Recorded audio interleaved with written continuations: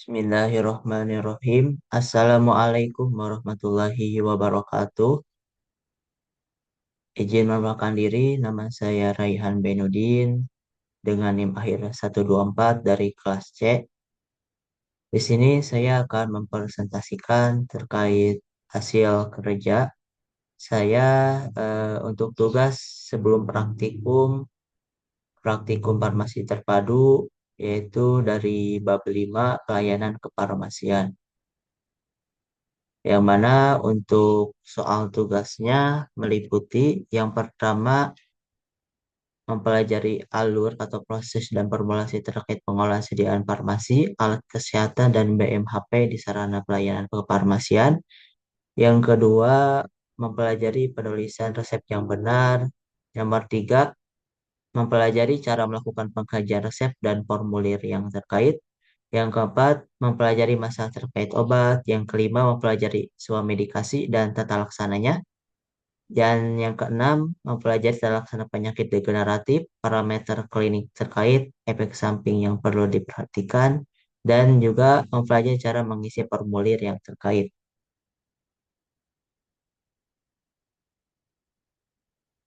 Untuk tugas yang pertama, yaitu eh, saya akan menjelaskan untuk alur atau proses dan formulir terkait pengolahan sediaan farmasi, alat kesehatan, dan BMHP di sarana pelayanan kefarmasian.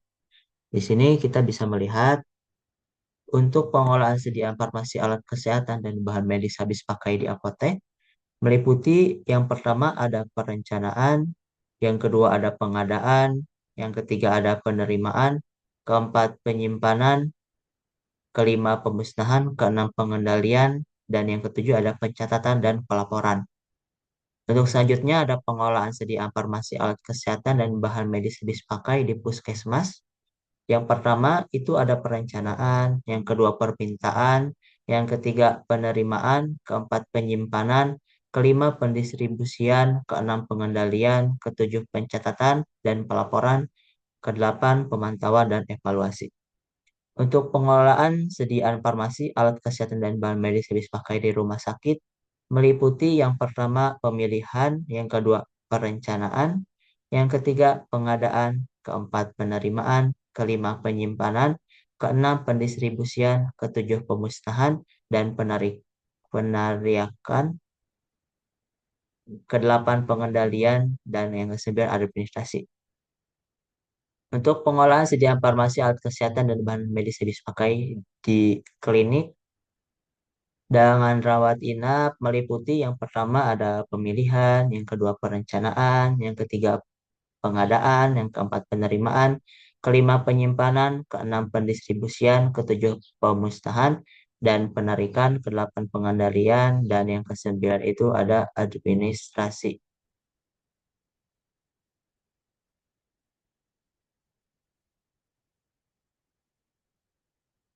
Di sini terlampir untuk formulir dokumentasi pelayanan informasi obat, yang mana untuk informasi obat dari apoteker tersendiri juga memberikan informasi terkait obat. Nah, di sini terdapat formulirnya, yang mana eh, memberikan informasi obat itu meliputi ada dosis, frekuensi, lama pengobatan, rute pemberian, ada kapan obat digunakan, cara obat digunakan, apakah dikunyah, dihisap, ditelan seluruhnya, atau tidak boleh digerus, atau harus dikocok terlebih dahulu. Untuk makanan dan minuman yang harus dihindari, lalu ada kemungkinan efek samping, cara penyimpanan obat, dan lain-lain. Verifikasi pemahaman informasi yang diberikan. Nah, di formulir ini juga terlampir ya untuk identitas penanya, untuk data pasiennya, untuk pertanyaan apakah apa yang ingin ditanyakan yang tidak dipaham dari pasien. Jenis pertanyaan itu bisa dari identifikasi obat, interaksi obat, harga obat, kontraindikasi, ada cara pemakaiannya, stabilitas, apakah dari dosis, keracunan, efek samping, obat, penggunaan terapeutik, farmakokinetik, farmakodinamik, ketersediaan, dan yang lainnya. Eh, di sini terampil juga untuk jawabannya, untuk referensinya, juga penyampaian jawaban. Dari situ tercantum ya untuk apoteker yang menjawabnya. Lalu di sini juga terdapat formulir berita cara pemusnahan obat kadaluarsa atau rusak, yang mana obat kadaluarsa atau rusak harus dimusnahkan sesuai dengan jenis dan bentuk sediaan, yaitu sesuai dengan Peraturan Badan Pengawas Obat dan Makanan Nomor 9 Tahun 2019 dan Peraturan Menteri Kesehatan Nomor 3 Tahun 2015 mengatur tata laksana pemusnahan obat golongan narkotika menggunakan berita acara pemusnahan narkotika, psikotropika, dan prekursor dengan tiga orang saksi masing-masing yang merupakan saksi dari petugas dinkes provinsi dan atau balai desa atau balai POM setempat dan saksi dari sarana yang bersangkutan. Berita acara pemesanan narkotika dibuat sebanyak tiga rangkap yang ditunjukkan kepada Badan atau Balai POM RI, yang kedua ada Dinas Kesehatan Provinsi, yang ketiga ada arsip atau pertinggal. Untuk peraturan Menteri Kesehatan Nomor 73 Tahun 2016 mengatur tata laksana pemusnahan obat menggunakan berita acara pemusnahan obat atau kadaluarsa formulir 3 dengan dua orang saksi masing-masing adalah saksi dari sarana yang bersangkutan. Berita acara pemusnahan obat rusak atau kadaluarsa dibuat sebanyak 4 rangkap yang ditunjukkan kepada Kepala Dinas Kesehatan Kabupaten atau Kota, yang kedua Kepala Balai POM, yang ketiga Kepala Dinas Kesehatan Provinsi, yang terakhir ada arsip atau pertinggal. Lalu untuk selanjutnya, di sini saya akan menjelaskan untuk cara membuat resep yang benar, yang mana untuk pengertian resep itu sendiri, resep adalah permintaan tertulis seorang dokter atau dokter gigi atau dokter hewan yang diberi izin berdasarkan peraturan perundang-undangan yang berlaku kepada apoteker, pengelola apotek untuk menyediakan dan menyerahkan obat-obatan bagi penderita. Resep selalu dimulai dengan tanda R yang artinya resep atau ambilah. Di belakang tanda R biasanya baru tertera nama dan jumlah obat. Umumnya resep ditulis dalam bahasa Latin. Di sini kita bisa melihat untuk kelengkapan resep dokter, etiket, suatu resep yang lengkap itu harus memuat yang pertama dari nama, alamat, nomor telepon, dan nomor izin praktek dokter, dokter gigi, atau dokter hewan. Yang kedua itu dari tanggal penulisan resep harus terlampir. Yang ketiga nama setiap obat atau komposisi obat. Lalu keempat ada tanda R pada bagian kiri setiap penulisan resep. Yang kelima ada tanda tangan atau paraf dokter penulis resep sesuai dengan peraturan perundang-undangan yang berlaku. Lalu ada nama pasien, jenis hewan, umur, serta alamat atau pemilik hewan. Terakhir itu ada tanda seru dan paraf dokter untuk resep yang mengandung obat yang jumlahnya melebihi dosis maksimal.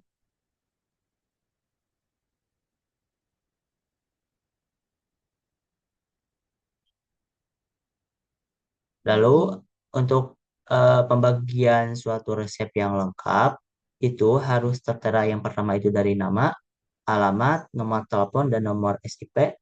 Yang kedua harus ada tanggal dan tempat ditulisnya resep, inskriptio. Yang ketiga tanda buka penulisan resep dengan R invocatio. Yang keempat ada nama obat, jumlah dan cara membuatnya, prescriptio atau ordinatio. Yang kelima ada aturan pakai dari obat yang tertulis, signatur. Yang keenam harap atau tanda tangan dokter yang menurut resep, subskripto. Yang ketujuh ada nama, umur, berat badan, dan alamat pasien.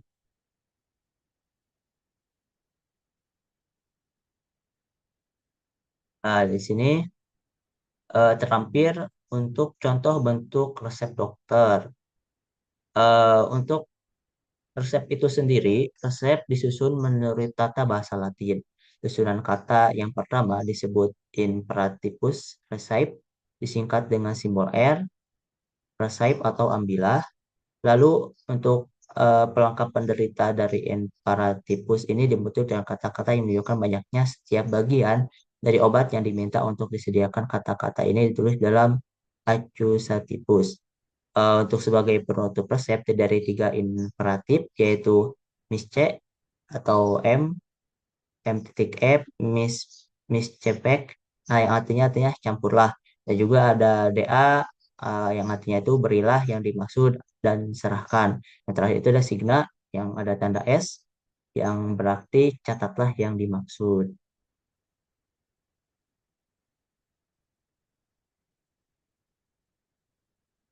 Untuk selanjutnya terlampir untuk contoh etiket yang mana untuk etiket adalah identitas suatu obat yang dicantumkan pada obat yang akan diserahkan dengan tujuan untuk memberikan informasi tentang cara penggunaan obat yang benar hingga tujuan pengobatan dapat tercapai. Untuk pemilihan etiket disesuaikan dengan penggunaan obat, yang mana etiket warna biru artinya untuk obat luar dan etiket warna putih itu untuk obat dalam. Di sini juga kita lihat ya untuk contohnya ada yang warna putih dan juga ada yang berwarna biru. Untuk selanjutnya di sini ada contoh salinan resep. Dari maksud salinan resep artinya salinan resep diberikan jika si pasien menginginkan salinan resep atau penangguhan pembayaran atau kredit, atau jika obat yang diberikan baru sebagian. Salinan resep harus ditandatangani atau diparaf oleh apoteker. Apabila berhalangan, maka dapat dilakukan oleh apoteker pendamping, asisten apoteker, kepala asisten apoteker, atau apoteker pengganti dengan mencantumkan nama terang atau status CBS. Resep atau salinan resep hanya boleh diperlihatkan kepada dokter penulis resep yang merawat pasien, pasien JBS, petugas kesehatan, atau petugas lain yang berwenang menurut peraturan perundang-undangan.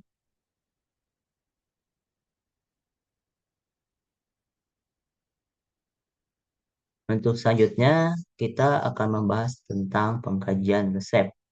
Bagaimana, eh, apa sih dari maksud pengkajian resep itu sendiri, dan juga bagaimana seorang apoteker itu harus mengkaji resepnya. Untuk pekerja resep dilakukan untuk menganalisa adanya masalah terkait obat. Bila ditemukan masalah terkait obat, harus dikonsultasikan kepada dokter penulis resep. Apoteker harus melakukan pengganti resep sesuai persyaratan administrasi, persyaratan farmaseutik, administrasi, persyaratan dan persyaratan klinis baik untuk pasien rawat inap maupun rawat jalan. Yang mana untuk pengkajian resep itu sendiri itu ada tiga ya. Yang pertama itu persyaratan administrasi, yang kedua persyaratan farmaseutik, dan yang terakhir itu ada persyaratan klinik. Apa sih maksud dari eh, masing-masing poin yang tadi saya sebutkan? Yang pertama itu persyaratan administrasi meliputi yang pertama itu ada nama, ada umur, jenis kelamin, berat badan, dan tinggi badan pasien. Lalu itu ada yang kedua ada nama surat izin praktek atau SIP, lalu ada alamat, nomor telepon dan perak dokter. Yang ketiga itu ada tanggal penulisan resep dan yang terakhir itu ada ruangan atau unit asal resep bila dilakukan di rumah sakit. Yang kedua itu ada persyaratan farmaseutik meliputi yang pertama nama obat, bentuk dan kekuatan sediaan. Yang kedua itu ada dosis dan jumlah obat. Yang ketiga itu ada stabilitas. Yang keempat itu kompatibilitas. Dan yang ketiga itu aturan dan cara penggunaan. Untuk ketiga itu ada persyaratan klinik meliputi yang pertama ada ketetapan indikasi dosis dan waktu penggunaan obat. Yang kedua ada duplikasi atau polifarmasi. Yang ketiga itu ada alergi dan reaksi obat yang tidak dikehendaki atau ROTD. Yang keempat ada kontraindikasi dan ketiga ada interaksi obat.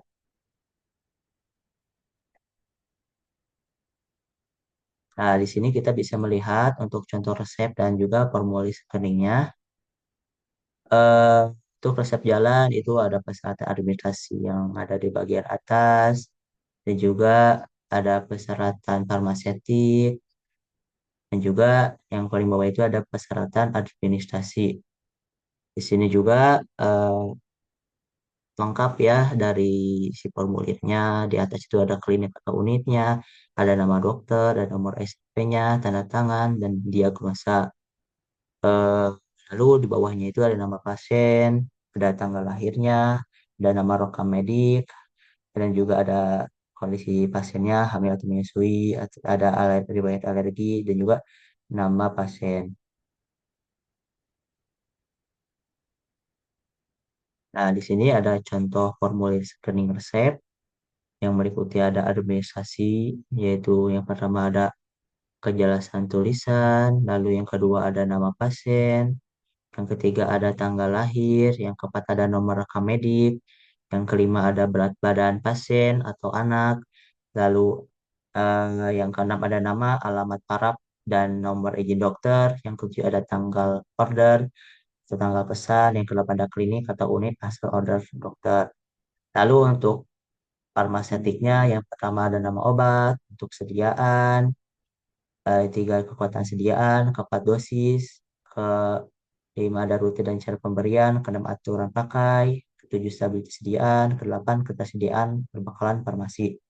Lalu untuk kliniknya, yang pertama itu ada indikasi, yang kedua ada duplikasi, yang ketiga ada interaksi obat yang mungkin terjadi, yang keempat ada kontraindikasi, kelima ada efek samping, dan yang terakhir itu ada alergi. Lalu selanjutnya itu untuk masalah terkait obat. Masalah terkait obat atau drug related problems atau DRP adalah kejadian yang tidak diinginkan pasien terkait terapi obat, dan secara nyata maupun potensial berpengaruh pada outcome outcome yang diinginkan pasien. Suatu kejadian dapat disebut DRP apabila terdapat dua kondisi, yaitu yang pertama adanya kejadian tidak diinginkan yang dialami pasien. Kejadian ini dapat berupa keluhan medis, gejala, diagnosa penyakit, ketidakmampuan, disability yang merupakan efek dari kondisi psikologis, fisiologis, sosiokultur atau ekonomi. Dan yang kedua itu ada adanya hubungan antara kejadian tersebut dengan terapi obat. Untuk kategori masalah terkait obat itu ada Hepler dan juga Steran. Yang pertama itu ada indikasi tetapi tidak diterapi. Yang kedua ada pemberian obat tanpa indikasi. Yang ketiga ada pemberian obat yang tidak tepat. Yang keempat ada dosis terlalu tinggi. Yang kelima ada dosis terlalu rendah. Yang keenam ada reaksi obat yang tidak dikehendaki atau ROTD. Yang ketujuh ada interaksi obat. Kedelapan ada pasien tidak menggunakan obat karena sesuatu sebab, baik dari masalah ekonomi, obat tidak tersedia, ketidakpatuhan masyarakat atau kelalaian dari petugas.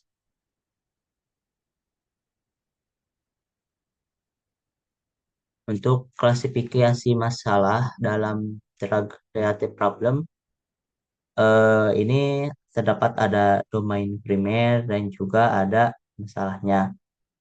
Terkait efek samping, pasien menderita suatu efek racun obat yang merugikan. Untuk masalahnya itu efek samping diderita non alergi, efek samping diderita alergi, efek toksis diderita. Untuk masalah pilihan obat, pasien mendapat atau akan mendapatkan kesalahan pada penggunaan obat untuk penyakitnya. Untuk obat tidak tepat dalam untuk indikasi, ada sediaan obat yang tidak tepat untuk indikasi. Yang ketiga ada duplikasi tidak tepat pada kelompok terapi atau bahan aktif. Yang keempat ada kontraindikasi obat, kehamilan atau menyusui. Yang kelima ada tidak ada indikasi yang jelas pada penggunaan obat. Yang terakhir ada tidak ada obat yang diresepkan tetapi indikasi yang jelas. Untuk masalah dosis, dosis obat terlalu rendah atau pemberian dosis tidak mencukupi. Untuk domain primer dan juga untuk masalahnya, pasien mendapat lebih atau kurang dari jumlah obat yang dia butuhkan. Masalah, dosis obat terlalu tinggi atau pemberian dosis berlebihan, lama pengobatan terlalu pendek, lama pengobatan terlalu lama. Untuk masalah penggunaan obat, kesalahan atau tidak adanya obat yang diambil atau diberikan, obat tidak diambil atau diberikan sama sekali, atau kesalahan pengambilan atau administrasi obat. Untuk interaksi, adanya manifestasi atau potensial interaksi obat atau obat makanan. Potensi interaksi, manifestasi interaksi. Dan untuk yang lainnya, pasien tidak puas dengan terapi meskipun mendapat obat yang tepat, ketidakcukupan pengetahuan kesehatan dan penyakit, keluhan yang tidak jelas, diperlukan klarifikasi lebih lanjut. kegagalan terapi alasan yang tidak diketahui. Di sini sudah terampir ya untuk domain primer dan juga masalahnya. Untuk kesesuaian indikasi dengan terapi seperti yang sudah tercantum pada tabel-tabel ini, ada beberapa yang menyatakan tidak sesuai antara obat dan indikasi. Antara lain, yang pertama, obat tidak tepat untuk indikasi. Yang kedua, sediaan obat yang tidak tepat untuk indikasi. Yang ketiga, duplikasi, tidak tepat pada kelompok terapi atau bahan aktif. Lalu ada kontraindikasi obat, kehamilan atau menyusui. Lalu ada tidak ada indikasi yang jelas pada penggunaan obat. Terakhir ada tidak ada obat yang diresepkan tetapi indikasi yang jelas. Untuk kesesuaian obat, dosis obat, seperti yang sudah dicantum ya dalam tabel, ada beberapa hal yang menyebabkan permasalahan pada dosis obat. Antara lain, pertama, dosis obat terlalu rendah atau pemberian dosis tidak mencukupi. Yang kedua, dosis obat terlalu tinggi atau pemberian dosis berlebihan. Ketiga, lama pengobatan terlalu pendek. Yang keempat, lama pengobatan terlalu lama. Pada saat penentuan ketepatan dosis perlu diperhatikan hal berikut: usia pasien, bobot badan pasien, dan fungsi organ, ginjal atau hati. Penentuan ketepatan dosis didasarkan pada studi pustaka. Pustaka yang dapat digunakan itu bisa dari Drug Information Handbook, AHPS, atau hal-hal yang perlu diperhatikan untuk melihat ketetapan dosis. Untuk selanjutnya,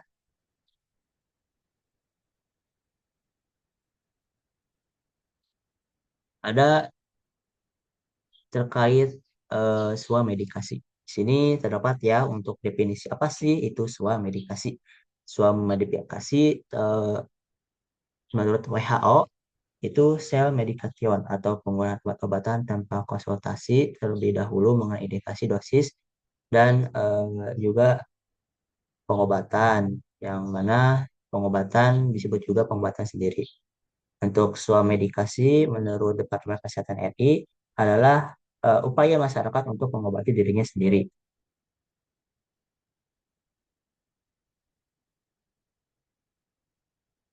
Di sini ada ya untuk tahapan sebuah medikasi, yang mana tahapan-tahapannya yang pertama itu melakukan komunikasi awal, yang kedua melakukan asesmen pasien, ketiga meletakkan dan memberikan solusi kebutuhan terapi obat pasien, keempat pemberian informasi obat, kelima verifikasi informasi, dan yang keenam itu ada penutup. Di sini saya akan menjelaskan satu-satu tahapan soal medikasi. Apa aja sih? Yang pertama, melakukan komunikasi awal dengan cara yang pertama itu memberi salam pembuka, yang kedua memperkenalkan diri, yang ketiga menawarkan bantuan, yang keempat ada meminta izin untuk menggali informasi. Contoh komunikasi yang bisa diterapkan itu misalnya kepada pasien. Selamat siang atau Assalamualaikum. Perkenalkan saya namanya siapa. Lalu sebutkan saya farmasis yang bertugas di apotek ini. Ada yang bisa saya bantu. Itu untuk contohnya.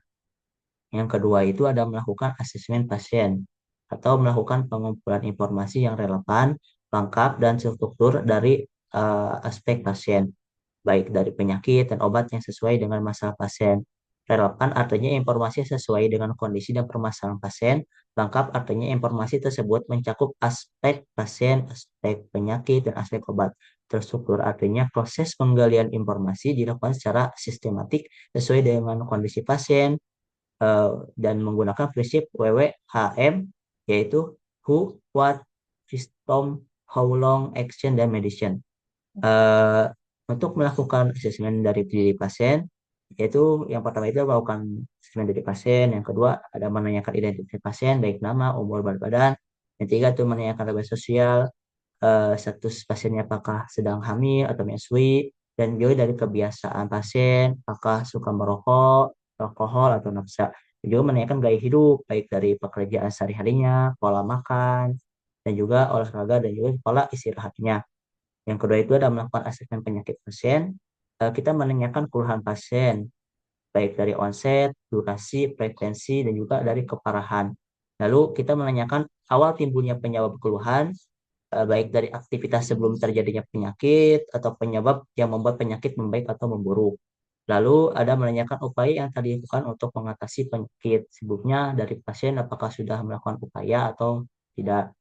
Juga dari asesmen riwayat obat, menanyakan riwayat pengobatan, apakah resep atau bebas herbal suplemen dari pasien tersebut, apakah pernah mengonsumsi obat dari resep dokter sebelumnya atau juga apakah pernah mengonsumsi obat herbal dan juga suplemen.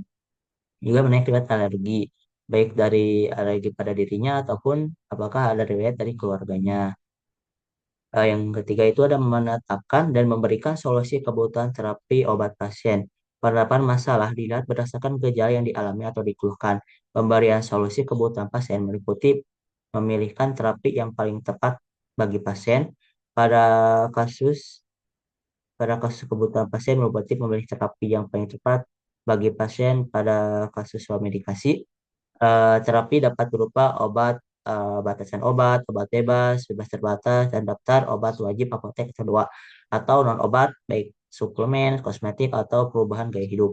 Untuk menetapkan jenis obat yang dibutuhkan, perlu diperhatikan dari gejala atau keluhan penyakit. Dan juga perlu diperhatikan itu dari kondisi khusus, misalnya apakah pasien hamil, menyusui, atau pasiennya masih bayi atau lanjut usia, diabetes, mellitus, atau dan lainnya. Dan juga dari pengalaman alergi atau reaksi yang tidak diinginkan terhadap obat tertentu. Eh, Selanjutnya itu ada nama obat, zat berkhasiat, kegunaan, cara pemakaian, efek samping, dan interaksi obat yang dapat dibaca pada etiket atau brosur obat. Lalu ada pilihlah obat yang sesuai dengan gejala penyakit dan tidak ada indikasi obat yang sedang diminum.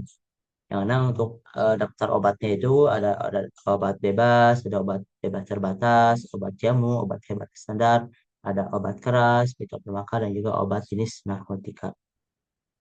Untuk pemberian informasi obat, hal-hal yang perlu diinformasikan meliputi itu nama obat, ada indikasi, dosis, dan cara penggunaan, jangka waktu pemakaian, cara penyimpanan, tanggal batas guna, efek samping, dan cara mengatasinya jika ada. Lalu ada makanan, minuman, aktivitas yang harus dihindari, dan kepatuhan informasi-informasi tersebut dapat ya pada pustaka seperti pedoman penggunaan obat, bebas dan bebas terbatas, atau dari buku MIMS, ISO, atau situs resmi informasi obat. Jika yang diberikan adalah obat bebas terbatas, jangan lupa untuk menginformasikan tanda peringatan yang ada pada kemasan. Informasi tambahan mengenai terapi non farmakologi juga bisa diberikan untuk menunjang terapi farmakologi. Untuk ininya ya, apa yang kelima itu ada verifikasi informasi. Hal ini bertujuan untuk memastikan pemahaman pasien atau keluarga pasien mengenai terapi obat atau non obat yang diberikan.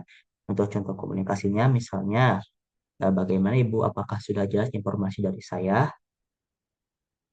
Bisa Ibu ulang mengenai penggunaan obat ini. Itu adalah dari contohnya. Eh, Ya, hal ini kenapa hal ini perlu dilakukan untuk memverifikasi apakah pasien benar-benar memahami hal yang kita sampaikan. Lalu yang keenam itu ada penutup. Dan jika dari pasien telah paham apa yang kita katakan dan juga yang kita eh, berikan informasi kepadanya, sudah paham dan juga tahu bagaimana cara menggunakan obat tersebut. Jadi itu ada penutup. Eh, Jangan lupa untuk mengucapkan semoga cepat sembuh dan jika gejala tidak membaik hubungi dokter. Nah, itu adalah contoh dari komunikasi penutupnya yang mana penutup itu untuk mengakhiri komunikasi dengan pasien. Untuk contoh komunikasinya misalnya seperti ini. Baik Ibu, ini obatnya. Jangan lupa dalam waktu 3 hari gejala yang anak Ibu rasakan tidak membaik, lebih baik untuk segera menghubungi dokter.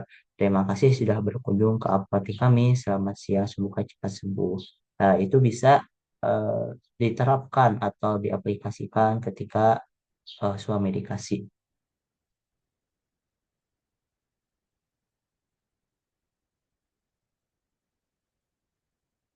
Lalu di sini ada eh, terkait dengan tata laksana penyakit degeneratif.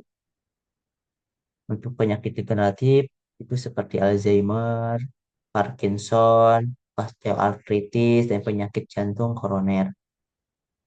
Itu penyakit-penyakit tersebut itu memerlukan pendekatan holistik, dan juga untuk farmakoterapinya itu penggunaan obatan seperti antiinflamasi, eh, neuroprotektif atau antihipertensi sesuai jenis penyakitnya. Rehabilitas medis, fisioterapi, terapi akupasi, dan latihan kognitif untuk mempertahankan fungsi, modifikasi gaya hidup, diet seimbang, olahraga teratur, dan manajemen stres. Untuk monitoring berkalanya itu ada evaluasi progres penyakit dan respon terhadap terapi. Di sini juga terdapat untuk parameter terkaitnya ya, pemantauan klinis tergantung pada jenis penyakit, namun umumnya mencakup penyakit Alzheimer, parameter kliniknya ada MSE atau MRI otak. Untuk Parkinson, parameter kliniknya ada UPDRS, respon terhadap levodopa. Untuk osteoartritis ada skor nyeri, radiografi sendi. Untuk diabetes itu ada HbA1c, glukosa darah. Untuk hipertensi, parameter kliniknya ada tekanan darah dan fungsi ginjal. Untuk efek samping degeneratif bisa serius dan harus dipantau. Untuk NSAID, risiko tukak lambung dan gangguan ginjal. Untuk levodopa, skinesia, fluktuasia motorik. Untuk statin, nyeri otot dan gangguan hati. Untuk antikolesterase atau Alzheimer itu ada mual dan juga brakardia. Nah, di sini juga terlampir ya untuk formulir pelaporan efek samping obat atau ESO, yang mana eh, pelaporan efek samping obat itu biasanya itu ketika monitoring efek samping obat ya ketika meso. eh, Salah satu kejadian drug related problem atau DRPS adalah terjadinya efek samping obat atau ESO. Efek samping obat adalah respon terhadap suatu obat yang merugikan dan tidak diinginkan dan yang terjadi pada dosis yang biasanya digunakan pada manusia untuk pencegahan, diagnosis, atau terapi penyakit atau untuk modifikasi fungsi fisiologi. Monitoring efek samping obat atau meso merupakan kegiatan pemantauan setiap respon terhadap obat yang merugikan atau tidak diharapkan yang terjadi pada dosis normal yang digunakan pada manusia untuk tujuan profilaktis, diagnosis, dan terapi atau modifikasi fungsi fisiologis. Pada prakteknya, analisis monitoring efek samping obat harus dilakukan secara efektif baik pada pasien rawat jalan, rawat inap, maupun konseling pada terhadap dokter dan kesehatan lain dan juga pada pasien. Untuk fokus penilaian pada kemampuannya itu, yang pertama itu ada memastikan kesesuaian identitas pasien, juga ada menggali informasi dari pasien sesuai algoritma, dan juga mengidentifikasi ada atau tidaknya efek samping berdasarkan algoritma. Dan juga yang keempat itu adalah menetapkan tindakan koreksi atau pencegahan terjadi efek samping. Kelima ada mengkomunikasikan kepada dokter dan tenaga kesehatan terkait tentang efek samping atau potensi efek samping yang ada dan tindakan koreksi atau pencegahan yang perlu dilakukan. Yang keenam itu menyampaikan kepada pasien tindakan koreksi atau pencegahan yang perlu dilakukan. Yang ketujuh itu adalah membuat laporan kajian efek samping menggunakan form MESO atau mendokumentasikan data dan informasi. Nah, di sini eh, formulir laporan efek samping obat PSA itu formulirnya berwarna warna kuning. Ya, di sini juga tertera ya untuk nama, umur, suku, berat badan, pekerjaan, untuk penyakit utamanya apa, untuk kesudahan penyakit utama yang beri tanda penyakit atau kondisi lain yang menyertai ada efek samping obat, ada masalah pada mutu tugas obat, ada saat atau tanggal mulai terjadi. Di sini juga terdapat daftar nama dagang atau nama generik industri atau industri farmasinya. Juga di sini terdapat untuk pengirimnya, nama pengirim, keahlian, instansi alamat, dan nomor telepon. Juga terdapat penjelasannya.